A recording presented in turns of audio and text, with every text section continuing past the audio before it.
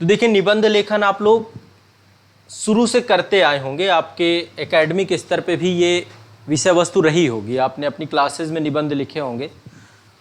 समान अध्ययन में भी आपका निबंध रखा गया है, यूपीएससी और पीसीएस के पेपर में भी निबंध लेखन का एक महत्व है, और इसका जो सबसे बड़ा महत्व है वो थोड़ा सा मैं आपको यहाँ पे समझाने का प्रयास करता हूँ, जिससे आप इस पेपर को गंभीरतापूर्वक ले सकें। आमतौर पे देखें तो सबसे उपेक्षित सब्जेक्ट के तौर पे निबंध को ही रखते हैं। सबको लगता है निबंध लिख ही लेंगे, कौन सी बड़ी बात है, हमने अभी तक निबंध लिखे हैं, और लिखने का स्तर भी अलग अलग होता है। तो पहले हम एक बार थोड़ा सा इस निबंध के महत्व को जब तक नहीं समझेंगे तब तक आप निबंध को उपेक्षित ही बना के रखेंगे। सबसे कम तैयारी यदि किसी सब्जेक्ट की बच्चा करके जाता है वो है निबंध का पेपर।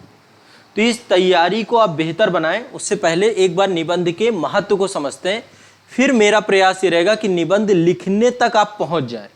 आयोग का पाठ्यक्रम क्या है, आयोग क्या चाहता है आपसे, और निबंध में क्या क्या होना चाहिए, इन सभी पक्षों को कुछ उदाहरण के साथ मैं आपको निबंध लिखवाऊंगा भी। तो बिल्कुल बेसिक से आपको समझाने का प्रयास करूंगा, और निश्चित तौर पे आप आगामी 3 से 4 सेशन में आप लिखने की योग्यता तक पहुंच जाएंगे, आप निबंध लिखना शुरू कर देंगे। लेकिन ये अभ्यास की विषय वस्तु है, समझ रहे हैं। कंटेंट आपके पास है, समान अध्ययन में आप इतना पढ़ लोगे, हर सब्जेक्ट पढ़ लोगे आप। निबंध में देखा जाए तो कंटेंट की कमी नहीं होती। आप इतिहास पढ़े होते हैं, आप भूगोल पढ़े होते हैं, आप भारतीय समाज के विषय वस्तु पढ़े हुए हैं। सबसे बड़ी चीज होती है आपका प्रस्तुतिकरण कैसा है। आप राज्य व्यवस्था भी पढ़े हुए, आंतरिक अंतर्राष्ट्रीय संबंधों से जुड़े हुए निबंधों के बारे में, आईआर भी आपको खूब अच्छे से पढ़ा है, इकोनॉमी भी आपने पढ़ रखी है, बट आपको प्रेजेंटेशन नहीं आता है तो आप लिख नहीं पाओगे। सारा काम है निबंध में प्रस्तुतिकरण कैसा है आपका, प्रस्तुतिकरण सीखना, और प्रस्तुतिकरण लिखने से ही आएगा। पहले तो आपको समझना है कि प्रस्तुतिकरण में क्या होना चाहिए, और फिर वो लिखने से आएगा। जितनी बार लिखोगे, जितने निबंध लिखोगे, उतना बेहतर प्रस्तुतिकरण आपका हो जाएगा। तो आज के सेशन में पहले निबंध के महत्व को समझते हैं। अब यहाँ पे महत्व तब किसी चीज का पता चलता है जब हम तुलनात्मक रूप से उसको देखते हैं। दो तरीके से महत्व आप समझ सकते हैं। पहला तो एक स्पष्टता के रूप में आप देखें तो आप पाएंगे कि निबंध के पेपर का, मैं आईएएस पेपर की बात करूं, यूपीएससी की बात करूं, बाकी स्टेट पीसीएस में अलग अलग है, आप अपने सिलेबस के हिसाब से देख लीजिएगा। तो यूपीएससी में इसका 250 मार्क्स का वेटेज है, ऐसे का इसका वेटेज है आपका 250 मार्क्स का।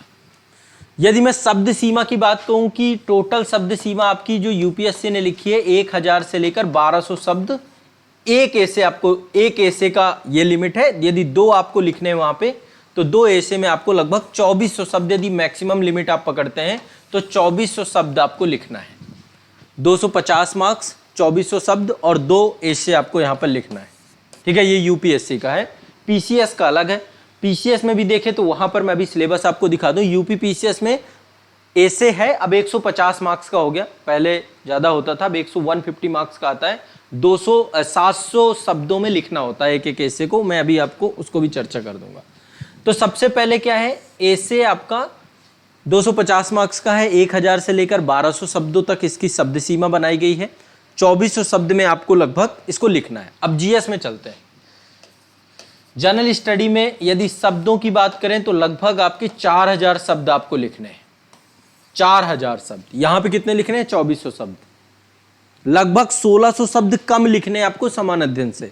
दूसरा, आपका हर पेपर समान अध्ययन का लगभग 4 पेपर हैं यूपीएससी में, तो मैं देखूं तो 1000 आपके 1000 शब्द, जो 1000 मार्क्स का पेपर है, 4000 शब्दों में लिखना है, क्योंकि 20 क्वेश्चन आते हैं। 20 क्वेश्चन में से 10 क्वेश्चन आपके 150 शब्द, 10 क्वेश्चन आपके 250 शब्द।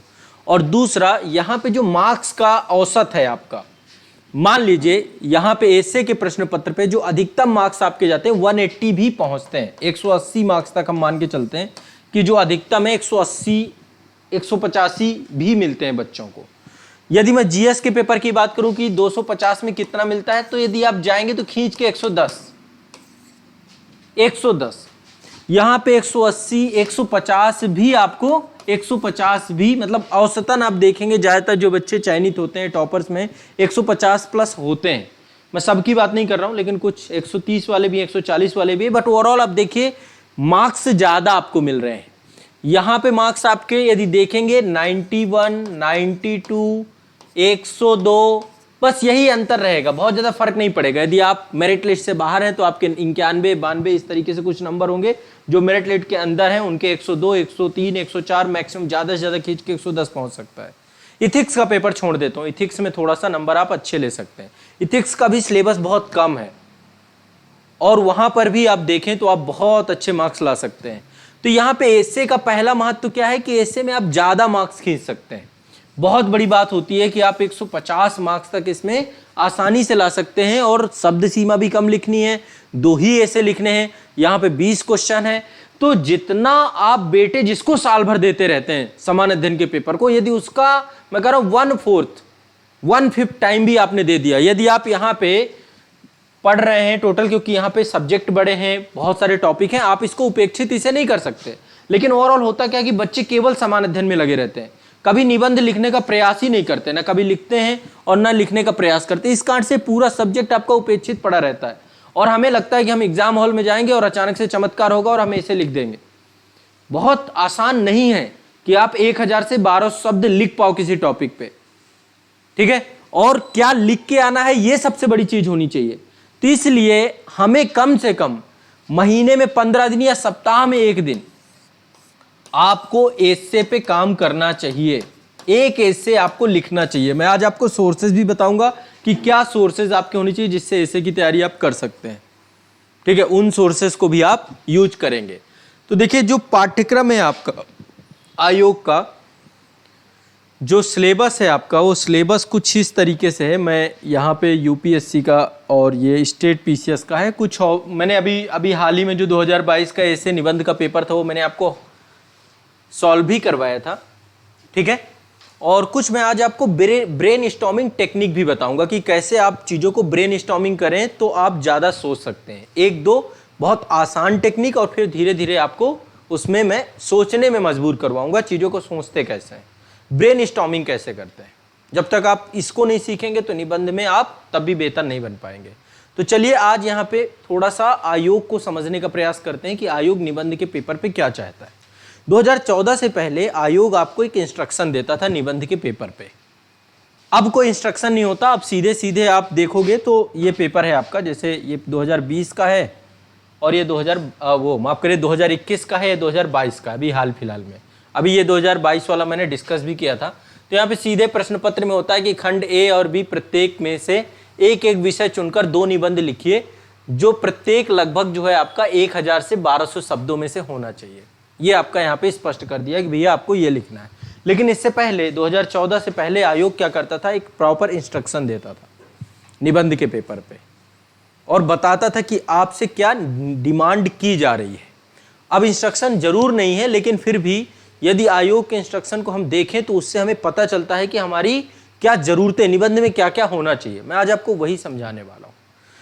आयोग के द्वारा जो इंस्ट्रक्शन पहले दिए जाते थे, जो अनुदेश दिए जाते थे, उसमें लिखा होता था कि उम्मीदवार जो है, यहाँ पे ये आपका लिखा हुआ है, यहाँ पे ये आप देख सकते हैं कि उम्मीदवार को विविध विषयों पर निबंध लिखना होगा।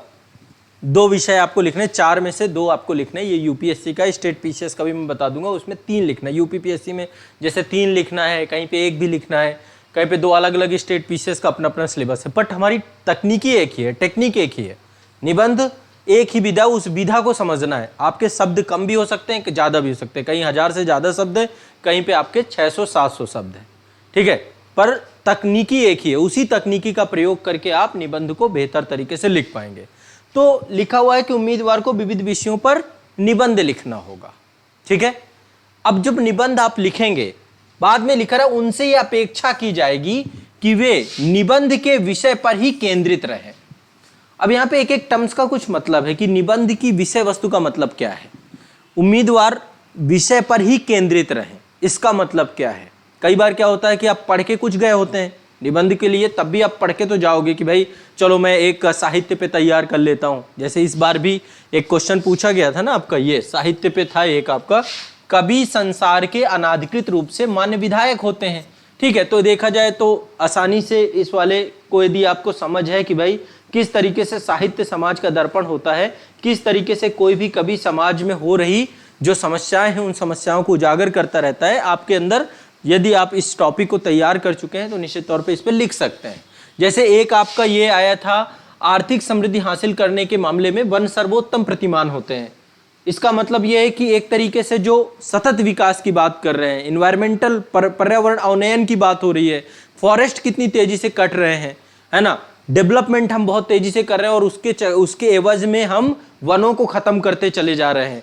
तो ये भी मैंने आपको समझाया था, मैंने इसके बारे में काफी सारे पॉइंट भी बताए थे, लिखवाए भी थी कि किस तरीके से आपको लिखना है। हम लिखने पे आएंगे बाद में, बट कहने का मतलब यह है कि आप जो विषय वस्तु है उसको पहले तो आपको किसी भी ऐसे को समझना है और उसी विषय पर केंद्रित रह करके अपने विचारों को सुनियोजित रूप से व्यक्त करना है। प्रभावी सटीक अभिव्यक्ति के लिए अंक प्रदान किए जाएंगे। ये आमतौर पे जो है एक सिलेबस के तौर पे था, ठीक है। यहां पे और कई सारे टर्म्स हैं हिडन, जिसमें बोला गया है उम्मीदवार को विषय वस्तु की पकड़ के अनुसार चुने गए विषय के साथ प्रासंगिकता, रचनात्मक तरीके से सोचने की उसकी योग्यता, विचारों को संक्षेप करने की, युक्ति संगत तरीके से प्रभावी तरीके से प्रस्तुत करने पर ही परीक्षक के द्वारा विशेष ध्यान दिया जाएगा। तो कई सारे टर्म्स आते हैं जो आपके पहले इंस्ट्रक्शन में होते थे, अब तो नहीं है। एक बार पहले हम इन पूरे टर्म्स को समझने का प्रयास करेंगे, इससे आपको सिलेबस समझ में आ जाएगा कि निबंध को कैसे लिखा जाता है। जो आयोग की नीड है, आयोग की डिमांड है, उसी के आधार पे मैं आपको बताऊंगा। उससे पहले एक बार थोड़ा सा मैं यूपीपीसीएस का भी निबंध का जो पूरा सिलेबस है आपका, क्या यूपीपीसीएस में पूछा जाता है, ये आपका यूपीपीसीएस में है। यूपीपीसीएस में 3 आपके पूछे जाते हैं। प्रत्येक खंड में एक एक विषय पर 700 शब्दों में निबंध लिखना होता है और 50-50 अंकों के होते हैं। यहाँ पे देखो टॉपिक भी इन्होंने स्पष्ट कर रखे हैं। यूपीएससी ने कोई पर्टिकुलर टॉपिक नहीं बता रखे कि वो आपको इस पर्टिकुलर टॉपिक से ही पूछेगा। अन्य आयोगों ने टॉपिक बता रखे हैं, जैसे उत्तराखंड ने बता रखा है, ठीक है। तो काफ़ी आयोगों ने अपना जो है टॉपिक भी स्पष्ट कर रखा है। तो यहाँ पे जो इसके टॉपिक हैं आप इससे भी आइडिया लगा सकते हैं, क्योंकि फिर ओवरऑल आप उसी हिसाब से प्रिपरेशन करके जाते हैं कि खंड 1 में से एक लिखना है आपको। साहित्य से एक पूछा जाएगा, एक सामाजिक क्षेत्र से पूछा जाएगा, एक राजनीतिक क्षेत्र से पूछा जाएगा। इनमें से कोई एक लिखना है। सामाजिक क्षेत्र वाला आपको समझ में आता है तो वो लिखिएगा। इसके बाद है विज्ञान एवं प्रौद्योगिकी से लिखा जाएगा, आर्थिक क्षेत्र से, कृषि एवं उद्योग व्यापार से, तो इनमें से कोई एक आपको लिखना है। राष्ट्रीय अंतर्राष्ट्रीय घटनाक्रम यानी करंट में कुछ चल रहा है। प्राकृतिक आपदा, भूस्खलन, भूकंप यानी कि डिजास्टर से आपसे पूछा जाएगा। राष्ट्रीय विकास योजना और परियोजनाओं से पूछा जाएगा। तो ये स्पष्ट कर दिया इन्होंने कि भाई इनमें से ही आपको तैयार करना। और एक चीज और बताऊं, आप सब में बेहतर नहीं हो सकते हैं कि आप सब टॉपिक बहुत अच्छे लिख लेंगे। आप कुछ हो सकते हैं जो इकोनॉमी में बहुत अच्छा लिख सकें, कुछ ऐसे होंगे जो साइंस एंड टेक का आ गया, उनका बहुत अच्छा है, उसमें बहुत अच्छा कर दिए। इतिहास में आपने बहुत अच्छा तैयार कर रखा है, इतिहास में आपने लिख दिया। अंतर्राष्ट्रीय संबंध आपका बहुत अच्छा है, उससे जुड़ा हुआ ऐसे है, वो लिख दें। लेकिन आप सोचे कि आप सब में बहुत बेहतर लिख लेंगे, ये पॉसिबिलिटी नहीं होती है, बहुत कम चांसेस होते हैं। तो अब मैं आपको थोड़ा सा एक एक करके चीजों को समझाने का प्रयास करूंगा कि ओवरऑल ऐसे में क्या डालना है। आयोग ने एक टर्म डाला है इसमें कि विषय वस्तु पे आपकी क्या होनी चाहिए, पकड़ होनी चाहिए। विषय वस्तु के आधार पे आपको उत्तर लेखन करना है, ठीक है। अब यहाँ पे थोड़ा बहुत आप लिखते भी जाना साथ में कि विषय वस्तु के आधार पर आधारभूत समझ का मतलब क्या होता है। जो आयोग आपसे डिमांड कर रहा है कि विषय वस्तु को आपको समझते हुए उत्तर लेखन करना है, इसका मतलब क्या है। विषय वस्तु मतलब क्या होता है। विषय वस्तु का मतलब है कि जो भी ऐसे पूछा गया है, क्या उसका मुख्य विषय आप समझ गए हैं। जैसे अब यहाँ पे कई सारे हैं, एक ये पूछा गया था, आप उसी नदी में दोबारा नहीं उतर सकते हैं। अब इसकी विषय वस्तु क्या है, इसका क्या मूल रूप है, क्या आप इसको समझ रहे हैं। क्या विषय वस्तु से जुड़े हुए जो विभिन्न पक्ष हैं, क्या उनको आप समझ रहे हैं।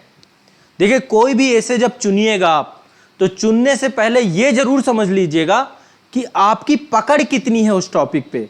क्या मल्टी डायमेंशनल अप्रोच पे आप लिख पाएंगे, क्या उसको कई विभिन्न आयामों से आप जोड़ पाएंगे। आप उठा तो ले, आप एक आयाम लिख दें, दूसरा आयाम उपेक्षित रह जाए तो भी बात नहीं हो पाएगी, ठीक है। तो क्या भाव समझ गए हैं। विषय वस्तु का मतलब यह है कि क्या उस ऐसे का भाव स्पष्ट हो गया है आपको, क्या विषय की मूल भावना स्पष्ट हो गई है आपकी। मूल भावना समझ गए कि आपसे क्या पूछा जाना है। जैसे मान लीजिए, आसान भाषा में आपको बोलता हूं, मान लीजिए महिला से जुड़े हुए कोई मुद्दे, महिला सशक्तिकरण से जुड़ा हुआ एक ऐसे आ जाता है, या साइंस टेक से जुड़ा हुआ कोई ऐसे आ जाता है, जैसे मान लीजिए 5G टेक्नोलॉजी पे कोई ऐसे पूछ ले, कला एवं संस्कृति से जुड़ा हुआ कोई ऐसे आ जाता है, कोई मूर्ति और अमूर्त ऐसे आ जाता है, क्या उसके सभी पक्ष आपको पता है?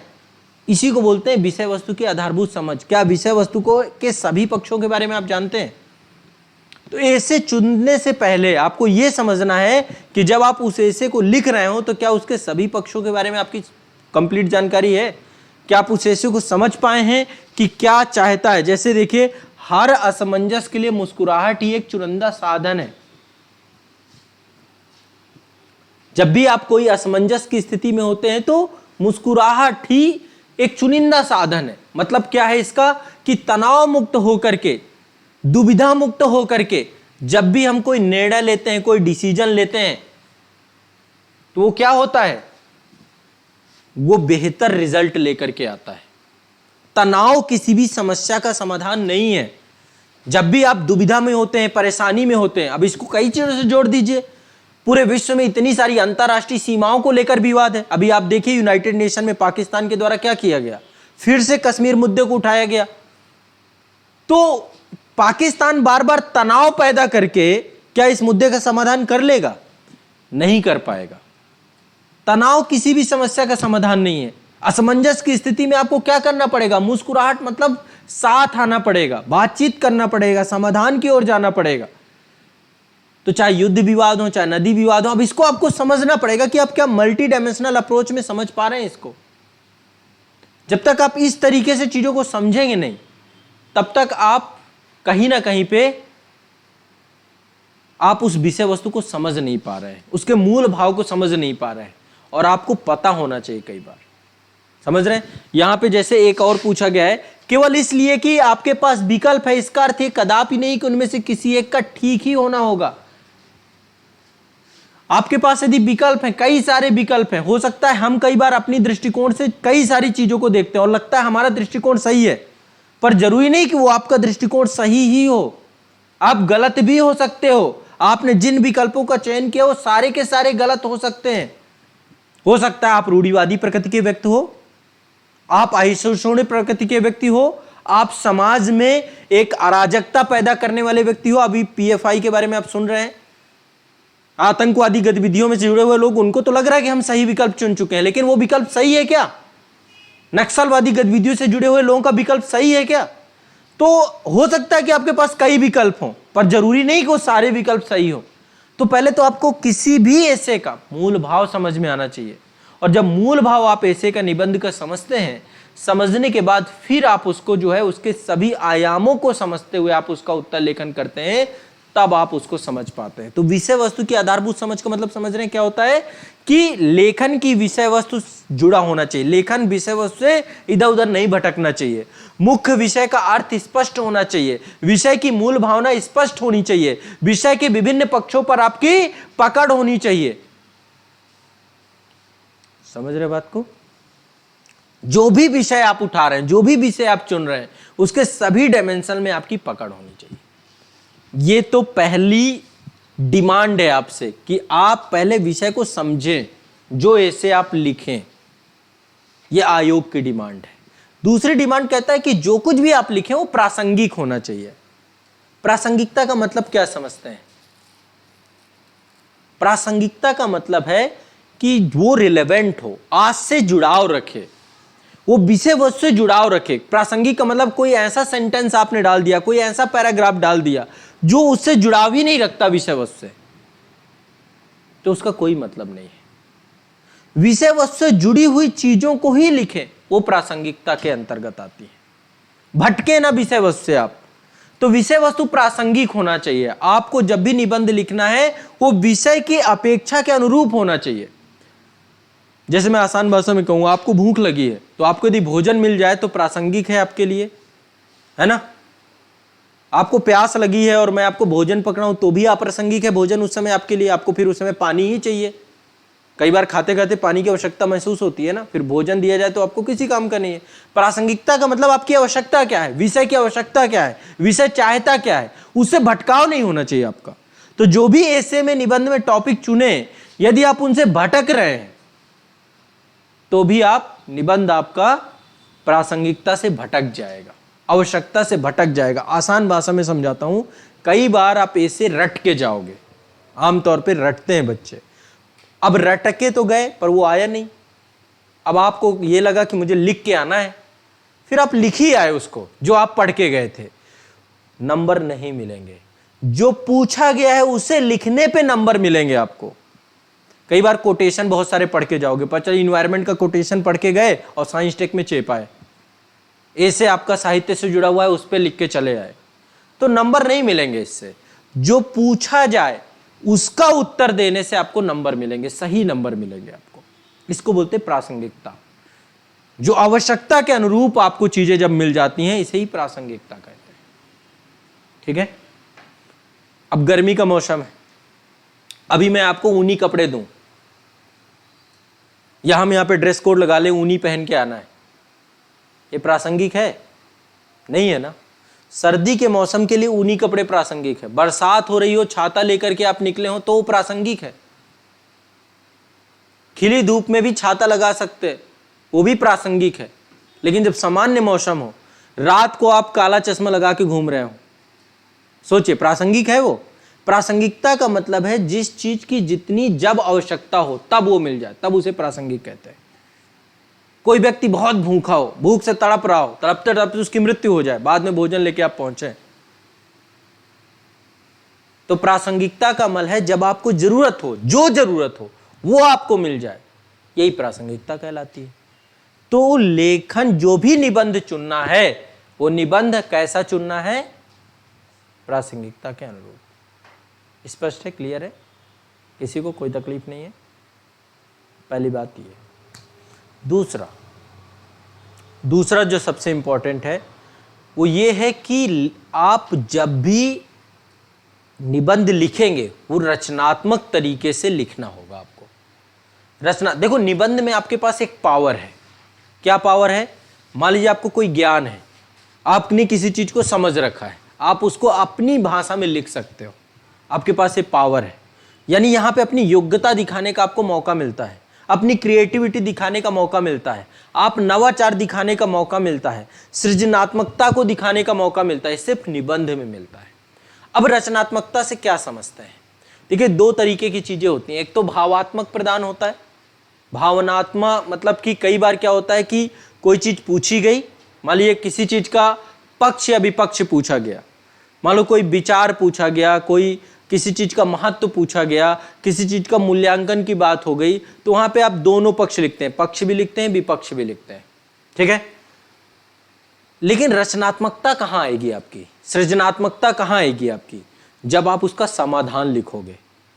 हमेशा आपको आशावादी दृष्टिकोण से लिखना चाहिए, हमेशा आपका रवैया सकारात्मक होना चाहिए। जब भी आप लिखिए, कोई समस्या है, उसके दोनों पक्ष आप लिखेंगे, पक्ष भी लिखेंगे, विपक्ष भी लिखेंगे, लेकिन जब आप समाधान देंगे तो वो रचनात्मकता को दिखाता है। आप समस्या के समाधान को भी तो बताते हैं ना। तो हमेशा आपको कोई भी चीज को कंफ्यूजन में नहीं छोड़ देना है कि आपने प्रॉब्लम बता दी और आपने उसकी बड़ाई भी कर दी, लेकिन आपने समाधान नहीं दिया। समाधान ही वो आपकी रचनात्मकता को देखने का मौका होता है। तो जब भी कोई ऐसे लिखे, मान लीजिए जलवायु परिवर्तन पे आप लिख रहे हैं, मान लीजिए महिलाओं के मुद्दों पे आप लिख रहे हैं, तो आप समाज में उनकी समस्याएं भर मत बताइए, आप उसकी किल खूबी मत बताइए, बल्कि भावी समय में, आने वाले समय में उसको लेकर क्या समाधान हो सकते हैं, उनको भी आपको लिखना होगा।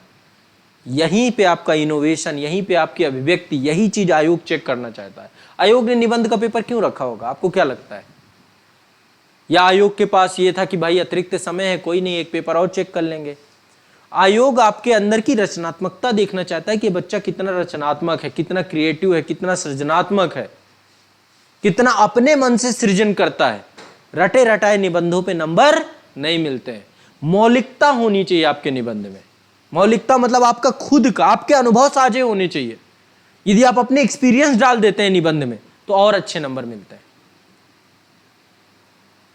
और ये सब ऐसे नहीं होगा, चमत्कार नहीं होगा। अभी आपका दिमाग हो सकता है ब्लैंक जा रहा हो कि रचनात्मकता कहां से ले आएंगे, सृजनात्मक कैसे होगा, मैं अनुभव कहां से लाऊंगा। आपने सोचा ही नहीं। हर टॉपिक पे सोचेंगे, कुछ ना कुछ आपके साथ भी एक्सपीरियंस होंगे जो इस टॉपिक से जुड़े होंगे। ये मौलिकता को जन्म देता है। किताबों में लिखा लिखाया मिल जाए, कोई पॉइंट बता दे उससे लिख ले, ऐसा नहीं, आपको स्किल सीखना पड़ेगा निबंध रेखा का। तो निबंध हमें कैसा लिखना है, विषय वस्तु पे आधारित हो, विषय वस्तु से भटका ना हो, प्रासंगिक हो, हर एक पैराग्राफ, हर एक लाइन विषय वस्तु से जुड़ी हुई हो, इसी को प्रासंगिकता कहते हैं। ठीक है, और वो रचनात्मक तरीके से लिखा, उसमें आपकी मौलिकता होनी चाहिए। ठीक है, समाधान वाला दृष्टिकोण होना चाहिए, आशावादी दृष्टिकोण होना चाहिए, आपका रवैया सकारात्मक होना चाहिए, रत्नात्मक और सृजनात्मक हो जाएगा निबंध। एक और जो सबसे इंपॉर्टेंट चीज है वो है विचारों को संक्षेप में लिखना है आपको। संक्षेप में लिखने का मतलब क्या है, अब आयोग ने आपको शब्द सीमा दे रखी है। विचारों को बहुत ज्यादा विस्तार देने की जरूरत नहीं है। अब विचारों में विस्तार कैसे हो जाता है, कई बार आप उत्तर लेखन में भी ये चीज पाओगे कि आप एक ही बात को बार बार लिख रहे हो, रिपीट कर रहे हो, उसी बात को बार बार घुमा घुमा के लिख रहे हो और वो विस्तार दे दिया। व्यर्थ का लिखने का मतलब क्या है, व्यर्थ से बचना है, व्यर्थ के विचारों को लिखने से बचना है। इसका मतलब है एक ही विचार को बार बार नहीं लिखना कि बदल बदल के उसी बात को घुमा घुमा के लिख रहे हो कि महात्मा गांधी में आ गया तो महात्मा गांधी सत्य के पुजारी थे, अहिंसा के पुजारी थे, उन्होंने अहिंसा के माध्यम से, वो एक बार बार अहिंसा पे ही आपने 5 पैराग्राफ लिख डाले। वो क्या कह रहा है, एक ही विचार को आप बार बार बदल बदल के लिख रहे हो। तो यदि ऐसा करोगे तो इससे भी आपके नंबर कटेंगे, कोई फायदा नहीं होगा। 4 पॉइंट मैंने यहां पे बताए हैं और ये चारों सिलेबस से जुड़े हैं। पहला, निबंध विषय वस्तु से जुड़ा होना चाहिए, विषय वस्तु की आपकी समझ होनी चाहिए। दूसरा, प्रासंगिक होना चाहिए, हर एक पैराग्राफ, हर एक लाइन किससे जुड़ी होनी चाहिए, विषय वस्तु से, विषय वस्तु से बाहर नहीं जानी चाहिए, आपको भटकने से बचना है। तीसरा, अपनी रचनात्मकता डालनी है, मौलिकता डालनी है, समाधान ओरिएंटेड निबंध लिखना है। अब ये कैसे आता है, मैंने आपको बताया, आपके अपने खुद के अनुभव आप साझा कर सकते हैं। आप समाधान बताएंगे तो वहां पर भी अपने एक्सपीरियंस डाल सकते हैं। ये मैं जब आपको 1-2 निबंध लिखवाऊंगा तो उससे आपको आइडिया लगेगा। विचारों को संक्षेप में लिखने का प्रयास करना है, बहुत ज्यादा विस्तृत नहीं करना है विचारों को। युक्ति संगत लिखने का प्रयास करना है। युक्ति संगत मतलब लॉजिकल। युक्ति संगत का मतलब क्या होता है, जो कुछ भी आप लिख रहे हैं उसके पीछे पर्याप्त आधार होना चाहिए। आधार कैसे मिलते हैं, जो कुछ भी आप लिखोगे वो हवाई बात नहीं होनी चाहिए, उसके पीछे आधार होने चाहिए। आधार कहां से मिलते हैं, बहुत सारे स्वीकृत अवधारणाएं हैं, बहुत सारे महापुरुषों ने बहुत सारी बातें कही हैं, उनको स्वीकार किया है समाज ने, सोसाइटी ने। बहुत सारी रिपोर्ट आई होंगी किसी चीज को लेकर के, कोई कमेटी की रिसर्च होगी किसी चीज को लेकर के, यानी कि यहाँ पे वस्तुनिष्ठता की बात करो। कोई भी चीज लॉजिकल तब होती है जब उसके पीछे आप रीजन देते हो, कारण देते हो। तो जब भी निबंध लिखना है वो हवाई ना हो करके लॉजिकल होना चाहिए, युक्ति संगत होना चाहिए। उसके पीछे आपको रेफरेंस देना होगा, आधार देना होगा। बिना आधारहीन निबंध नहीं लिखना आप सभी को। बिना आधार के साथ आप लिखोगे तो वो बात हवाई हो जाएगी। तो निबंध में आपको पीछे तथ्य, फैक्ट, आंकड़े, रिपोर्ट, महापुरुषों के स्वीकृत कथन, समाज द्वारा स्वीकृत बहुत सारे जो भी आयाम हैं, उन सभी आयामों को आपको डालना होगा। ठीक है, अब अगला जो सबसे इंपॉर्टेंट सेगमेंट आता है कि लेखन प्रभावी होना चाहिए। आप सिलेबस में देखेंगे यहां पर भी इन्होंने एक शब्द यूज किया है, प्रभावी लेखन। प्रभावी और सटीक, इसका मतलब क्या होता है, प्रभावी का मतलब क्या है, कोई चीज प्रभावी कैसे बन सकती है।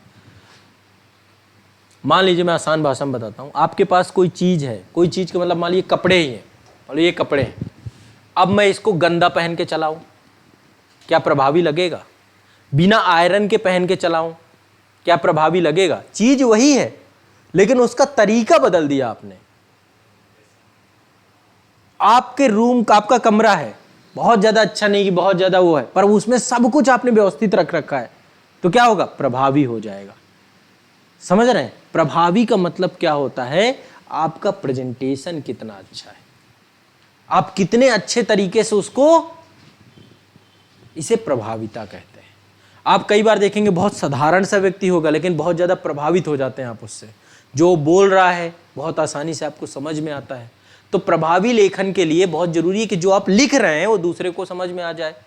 अब मैं पता चला कि बड़ी क्लिष्ट भाषा का यूज कर रहा हूं, संस्कृत निष्ठ भाषा का यूज कर रहा हूं, बड़े बड़े भारी भरकम शब्द यूज कर रहा हूं, सामने को समझ ही नहीं आ रहे। तो आपको एक बड़े पॉलिटिशियन का नाम आपने सुना होगा, शशि थरूर जी को, बहुत अच्छी अंग्रेजी है उनकी, लेकिन वो लोकप्रिय बहुत ज्यादा क्यों नहीं हुए? कई मामलों में लोकप्रिय भी हुए, पर अंग्रेजी को लेकर उनकी अंग्रेजी किसी को समझ में नहीं आती, बहुत भारी भरकम शब्द बोलते हैं, आपको डिक्शनरी उठानी पड़ जाएगी। द हिंदू न्यूज़पेपर को ही आप उठा लीजिए, आप पढ़ने लग जाइए, उसमें भारी भरकम शब्द प्रयोग होते हैं। कहने का मतलब है कि लिखा हुआ आसानी से समझ में आए तो प्रभावी हो जाता है, बोला हुआ आसानी से समझ में आ जाए किसी के, प्रभावी हो जाता है। ठीक है। दूसरा, और प्रभावी करना है तो कई जगह पे मुहावरों का प्रयोग कर दीजिए, लोकोक्तियों का प्रयोग कर दीजिए, महापुरुषों के कथनों का प्रयोग कर दीजिए, इससे और प्रभावी हो जाएगा। इसीलिए कोटेशंस डाले जाते हैं निबंध में, है ना। बीच बीच में कविताएं पढ़ दीजिए, चुटकुले नहीं लिखने, पर कविताएं बीच बीच में एक एक लाइनें, दो दो लाइनें डाल दिया, और प्रभावी हो जाएगा। तो प्रभाविता का मतलब ये नहीं कि कोई आपको अलग से काम करना है, थोड़ा सा कुछ चीजें ऐड करनी है उसमें। एक पैराग्राफ जब समाप्त हो तो दूसरा पैराग्राफ से जुड़ाव होना चाहिए उसका।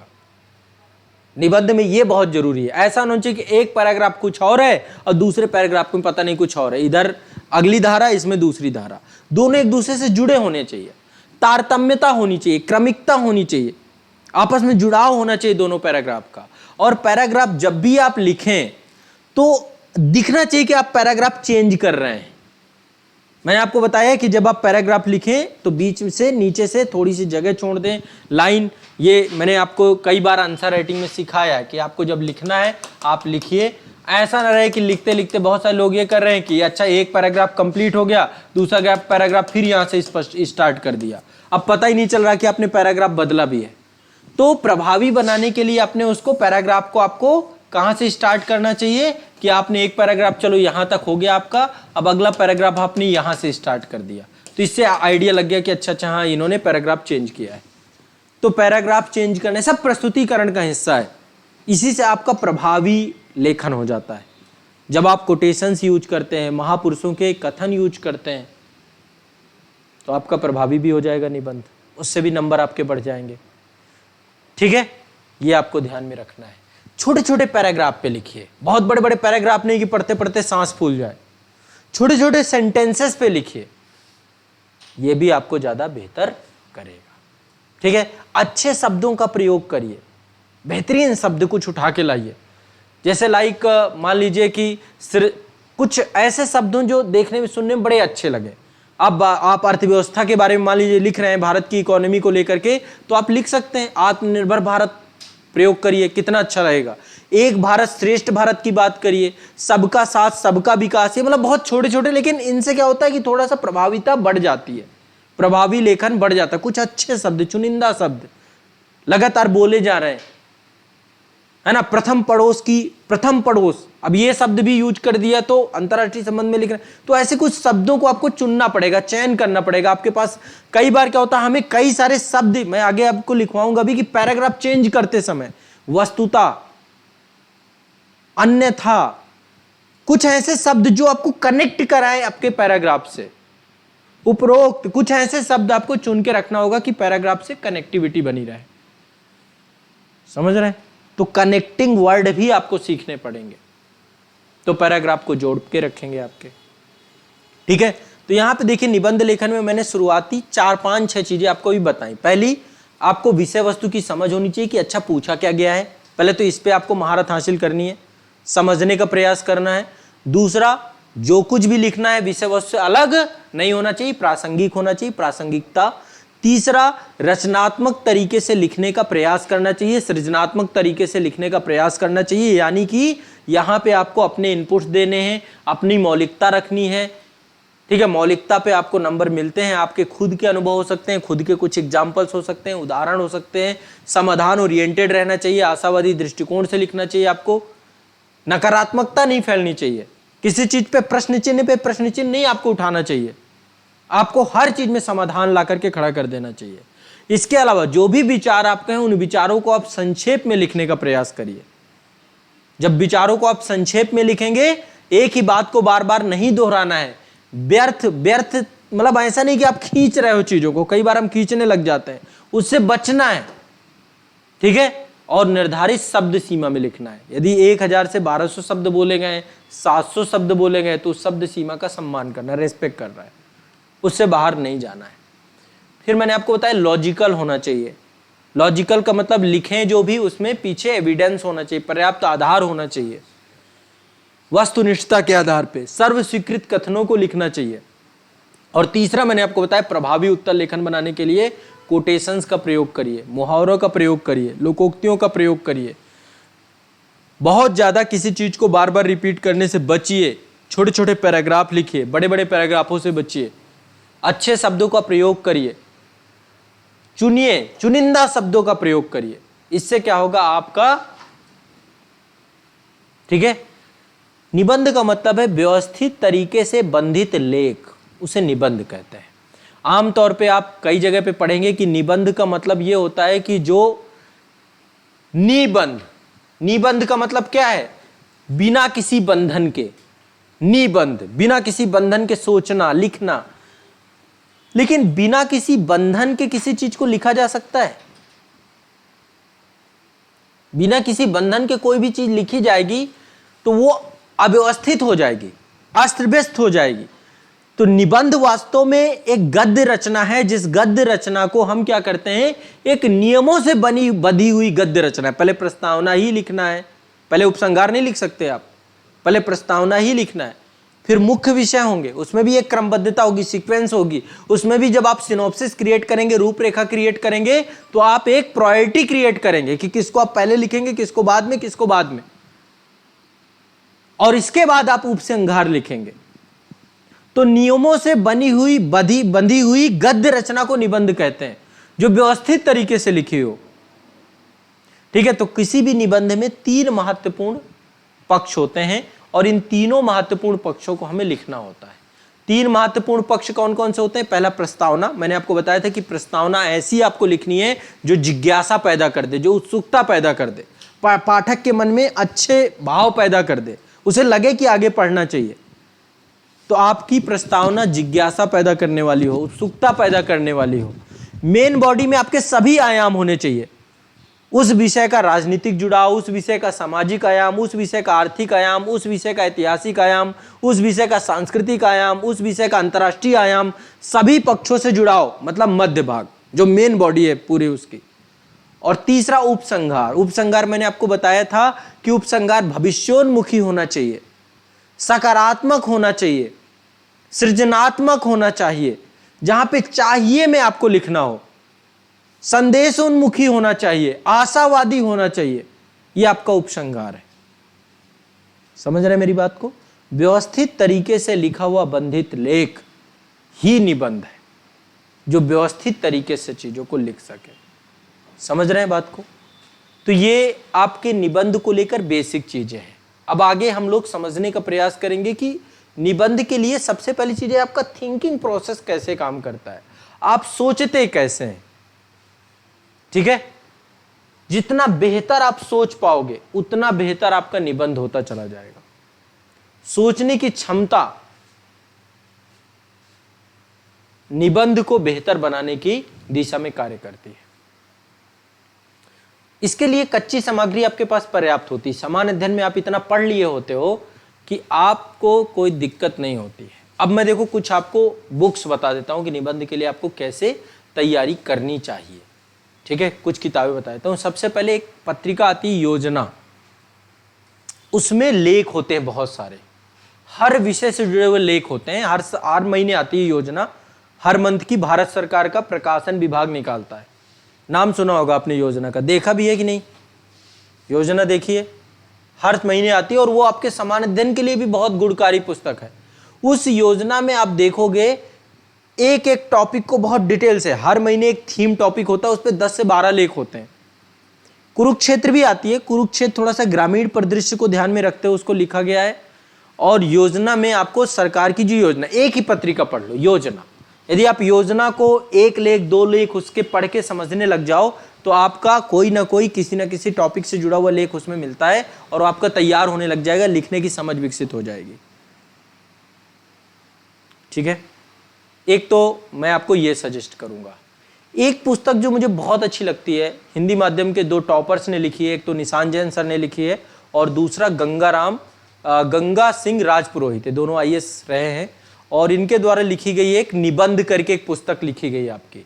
ठीक है, सिविल सर्विसेज के लिए निबंध पुस्तक लिखी गई है और ये पुस्तक आपकी, मैं आपको दिखा देता हूँ, 101 निबंध है इसमें, 101 निबंध हैं पूरे के पूरे, और इसमें कुछ इन्होंने खुद के जो निबंध लिखे हैं वो भी इन्होंने संकलित करने का प्रयास किया है। ठीक है, तो यहाँ पे कुछ निबंध को लेकर के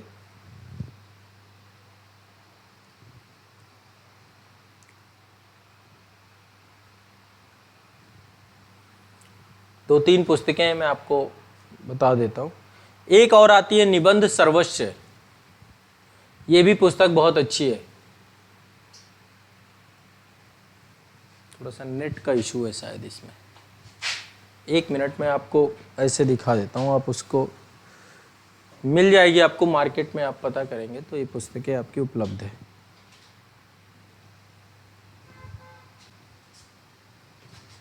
मैं इसमें दिखा देता हूँ।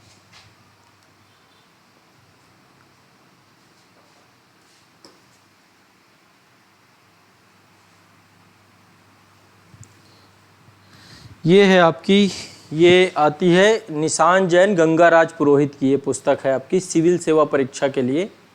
ठीक है, 101 निबंधों का संकलन है इसमें। इसमें यूपीएससी के जितने भी टॉपर्स हैं उनके द्वारा भी बहुत सारे निबंध यहाँ पे लिखे गए। तो एक पुस्तक ये वाली है और ये आपको मार्केट में मिल जाएगी सिविल सेवा परीक्षा के लिए। एक ये पुस्तक बेहतर पुस्तक है, अच्छी पुस्तक है। तो इसमें 101 निबंध है जो आपके मतलब यूपीएससी के पूछे गए उन सबको इन्होंने लिखाया है। एक पुस्तक और लिख लो, निबंध सर्वस्व, इसके लेखक हैं कर्णवीर शर्मा, ये खुद IAS हैं आपके, कर्णवीर शर्मा जी के द्वारा लिखी गई निबंध सर्वस्व। डॉक्टर देवकरण शर्मा और कर्मवीर शर्मा, इन दोनों के द्वारा एक पुस्तक लिखी गई निबंध सर्वस्व, ये भी आपको मिल जाएगी। ठीक है, इसके अलावा देखो बहुत सारे और भी निबंध की पुस्तकें आती हैं जो पब्लिकेशंस निकालते हैं। दृष्टि पब्लिकेशन एक निकालता है, ठीक है, एक परीक्षावाणी पब्लिकेशन निकालता है, सब अलग अलग बहुत सारे लोग अपने अपनी निकालते हैं। जीके पब्लिकेशन से भी एक निकलती है निबंध की। लेकिन ओवरऑल मूल विषय कि आपको निबंध लिखना खुद सीखना है, वो मौलिकता आपको इनसे नहीं मिल पाएगी किसी से, क्योंकि आयोग तो कोई रिपीट नहीं कर रहा ना। यूपीएससी में तो स्पष्ट है, हर बार जो है वो इस तरीके से निबंध दे रहे हैं। और एक चीज और समझना है आपको, जैसे मान लीजिए विभिन्न पक्ष हैं, निबंध के बहुत सारे पक्ष हैं कि शिक्षा को लेकर के निबंध पूछ लिया गया, आर्थिक क्षेत्र से जुड़ा हुआ निबंध पूछ लिया गया, पर्यावरण से जुड़ा हुआ निबंध पूछ लिया गया, अर्थव्यवस्था से जुड़ा हुआ निबंध पूछ लिया गया, कोई ना कोई एक सेगमेंट से पूछा हुआ निबंध पूछा जाएगा। तो आपको पास कुछ सामग्री होनी चाहिए। जैसे इकोनॉमी से जुड़ा हुआ निबंध था ये वाला, ये इकोनॉमी और इन्वायरमेंट से जुड़ा हुआ था कि आर्थिक समृद्धि हासिल करने के मामले में वर्ण सर्वोत्तम प्रतिमान होते हैं। तो ऐसी स्थिति में आपको चाहिए था कि आप क्या करते कि आप जो है आपको इकोनॉमी से जुड़ी हुई कुछ कॉन्सेप्ट पता है, कुछ चीजें पता है, इन्वायरमेंट से जुड़ी हुई पता हुआ है, तो आप लिख सकते हो। मतलब आपके पास कुछ ना कुछ आपको कॉमन चीजें तैयार करनी है किसी निबंध को लिखने के लिए जो आप सब में डाल सको। ठीक है, यहाँ पे मेरे कहने का तात्पर्य ये है कि आपको कुछ कॉमन कंटेंट भी तैयार करना पड़ेगा, तब आप निबंध को और प्रभावी कर सकते हो। समझ रहे हो मेरी बात को? कुछ कॉमन कंटेंट भी आपको रेडी करना पड़ेगा, हर एक उससे पर्यावरण के कुछ आप तैयार करके रखिए कि ये पॉइंट तो कोई भी आ जाएगा इन्वायरमेंट से जुड़ा हुआ तो मुझे डालना ही है ना। ये पॉइंट कीवर्ड कुछ तैयार करने पड़ेंगे। अर्थव्यवस्था से जुड़ा हुआ निबंध आएगा, मैं ये डालूंगा। साहित्य से जुड़ा हुआ आएगा तो ये पॉइंट डालेंगे। ठीक है, कुछ मैं आपको बता भी दूंगा, कुछ आपको एग्जाम्पल्स के साथ आपको समझा दूंगा मैं, ठीक है, ताकि आपको एक आइडिया हो जाए। मान लीजिए मैं एक एग्जाम्पल देता हूं, बाकी कल मैं आपको ब्रेन स्टॉर्मिंग करना सिखाऊंगा। ब्रेन स्टॉर्मिंग मतलब सोचते कैसे हैं किसी टॉपिक पे। हम एक टॉपिक लेंगे और उस टॉपिक पे मल्टीपल पॉइंट सोचेंगे। ठीक है, मल्टीपल पॉइंट। जब हम कई बार ये चीज सोचेंगे तो निश्चित तौर पे मान लीजिए ब्लैक मनी है, काला धन है। अब काला धन है, इस पे निबंध आ जाता है आपका। ठीक है, जैसे नोटबंदी हुई थी और काला धन को लेकर के ही एक पक्ष रखा गया था उसका। ब्लैक मनी से क्वेश्चन आता है तो आपको सबसे पहले पता होना चाहिए काला धन क्या है, काले धन का अर्जन कैसे किया जाता है। अब काले धन में पता चला आपको पता ही नहीं कि काला धन क्या है, यही नहीं पता आपको लगता है कि अलग प्रकार के ब्लैक कलर की कोई मुद्रा होती होगी, उसी को काला धन बोलते हैं।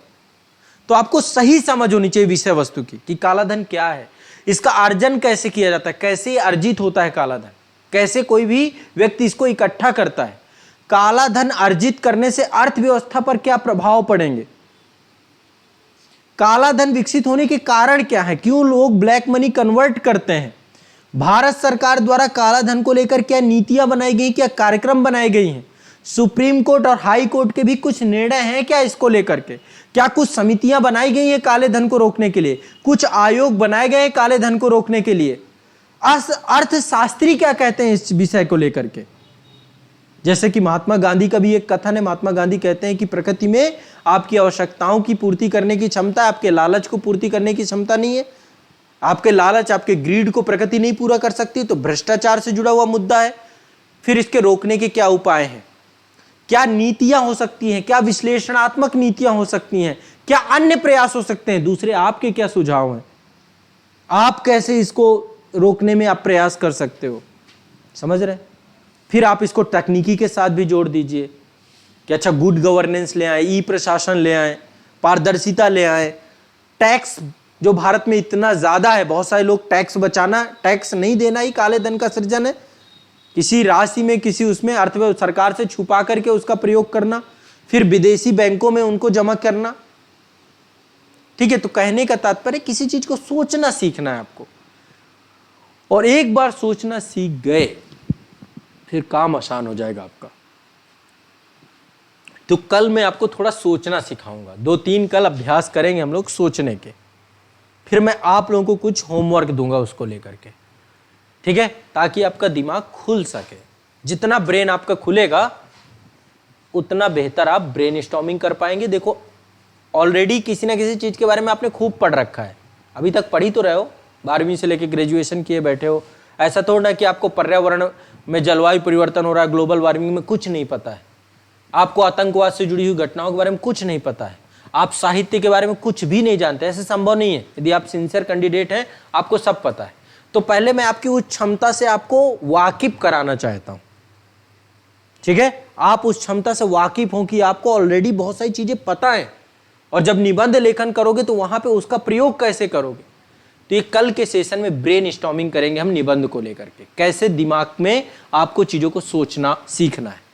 और इसके बाद फिर मैं निबंध की कैसे प्रस्तावना लिखते हैं, एक क्लास हमारी प्रस्तावना में होगी, एक क्लास कैसे हम मुख्य विषय को लिखते हैं, एक क्लास कैसे उपसंहार को लिखते हैं। ये 3 क्लासेज में मैं आपको निबंध के बारे में स्पष्टता बताऊंगा, ठीक है। तो निबंध बहुत इंपॉर्टेंट सब्जेक्ट है। यदि आपको चाहिए कि आपकी रैंक जो है लिस्ट में भी आपको पहुंचना है ना, तो बिना निबंध को इग्नोर किए नहीं हो सकता है, निबंध को आपको पढ़ना ही पड़ेगा। इथिक्स, जैसे मैंने आपको इथिक्स पढ़ा दिए, अब इथिक्स में कुछ नहीं है, बस उसको आप प्रॉपर लेकर के चलो, जितना पढ़ाया है आप पेपर मिलाओ, इस बार का पेपर मिला लो, मैं आपको गारंटेड बोलता हूं कि सारा का सारा लगभग 90% आपको मिल जाएगा। जो मैंने पढ़ा दिया आपको 90% आपके नोट से मिल जाएगा। केस स्टडी में मैंने 5 तरीके बताए, वही 5 तरीके हैं, घूम फिरा के उन्हीं में से एक तरीके से क्वेश्चन पूछा जाएगा। अब उसका अभ्यास कितना करोगे वो आपका सबसे इंपॉर्टेंट पहलू है, वही चीज निबंध के साथ है। इथिक्स और निबंध दो में 150 का टारगेट बना के चलो। इथिक्स में कम से कम 130 प्लस लाना ही लाना, और निबंध में 150 का लक्ष्य, इतना मुझे करना, और इसके लिए उतनी मुझे सामग्री इकट्ठी करनी है। एक अलग से कॉपी बनाओगे आप लोग निबंध के लिए, है ना, इतिहास के लिए 4-4 कॉपियां बना लेते हो, पॉलिटी के लिए बना लेते हो 4-4 कॉपियां, पर निबंध के लिए उसके लिए कोटेशंस कुछ मिल जाते हैं, महापुरुषों के कथन मिल जाते हैं, इकट्ठे करते रहना है। पर्यावरण से जुड़े हुए अलग, इकोनॉमी से जुड़े हुए अलग, प्रशासन से जुड़े हुए अलग, सब ये अलग अलग करके बनाते जाना है। समझ रहे हो मेरी बात को, ठीक है। ये अलग से कॉपी बनाना है, और जितनी चीजें मैं आपको बताऊं उतनी चीजें आपको करते जाना है। आज जो भी बताया उसको अप्लाई करेंगे हम लोग जब निबंध लेखन करेंगे, ठीक है। आज मैं आपको बेसिक चीजें थी, बेसिक आपको बताई गई हैं, आगे आपको और मैं बेहतर प्रयास करूंगा कि चीजें रहें। ठीक है, चलिए आज के लिए इतना ही रखेंगे, मिलते हैं नेक्स्ट सेशन में।